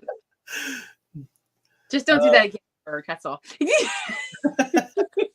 Yeah, and Melissa is saying you're not supposed to make new faces, only ones you've seen. And that's what I'm saying. If you can recognize based on the body shape or anything else, you can bring that face in.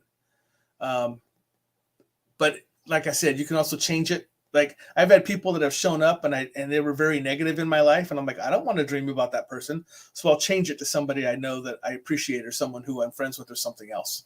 So I can do that. Jamie's saying she sees numbers and faces, but I know when it's not dreams, she's viewing or something. Yes. And then Joe is telling Susan, those naked dreams mean you give away too much of yourself. So there you go. All right. There we go. We just had a whole show with Mary Jo. That was fantastic. Yes, it was. So, well, thank you for being on the show. I had a lot of fun and I learned a lot. Like I said, I'm very ignorant about dolls and stuff like that. And maybe you had some of the people in our audience over there next to you that were afraid of dolls. maybe not be so afraid of dolls anymore, or you scared them even more because you have to lock some of your dolls down and make sure they're blessed and locked behind glass, Yeah. and that they break glass. So, so you may have scared some of you even more. Thanks, Jason. Appreciate it. He said that was awesome. Thanks for the show. Bye, Jason. But last word. Do you have anything you want to say to anybody? No, just thank you for having me. I love coming fantastic. About this stuff. Yeah, don't be surprised if I reach back out to you and ask you to come on again. I normally let enough time build that everyone has stuff happen. So normally it's like a 6 to 8 month period before I reach back out and say, hey, you want to come back on the show again? But I would love to have you on again if you want to come on. Yeah, just let me know. That's a standing invite for you. And of course, both the Jasons, you guys want to come on? Get in touch with me. Let me know. If you can go right up there to the Stuff I Never Learned from a Schoolbook, or you can go through that lady right there. She has my contact information now.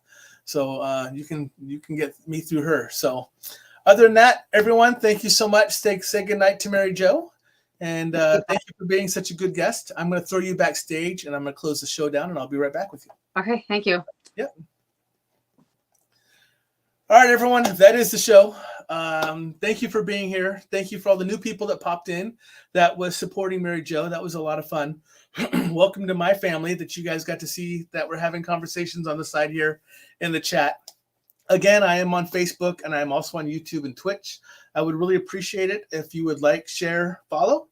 If not, just show back up and say hi and be part of the group, because once I have audience members come on, I consider you guys part of my family, because I really enjoy having everyone come in and talk and support each other. That's really what this is, really a huge supportive community that I am a part of. I would love to continue to grow it with new people who are willing to share their experiences and just be generous to each other and kind of share their knowledge as well. But so everyone knows, next Monday I do, I do not have a show. I have to travel for work. So I am taking next Monday off. For Stuart, I am actually coming down to Texas, just so you are aware, to the San Angelo area for work. But I will be gone, not having a show next Monday. But in 2 weeks, I will be having a show on. And so everyone look for the advertisements for that. If you need anything from me, you can contact me right up here. I don't mind. You can ask me questions all day long. I'm more than happy to answer them. If you want to get a hold of any of my audience members, just let me know and I will see if they're okay with you contacting them. Other than that, have a great night. Have a great week. Stay safe. And hopefully I will see everybody next week.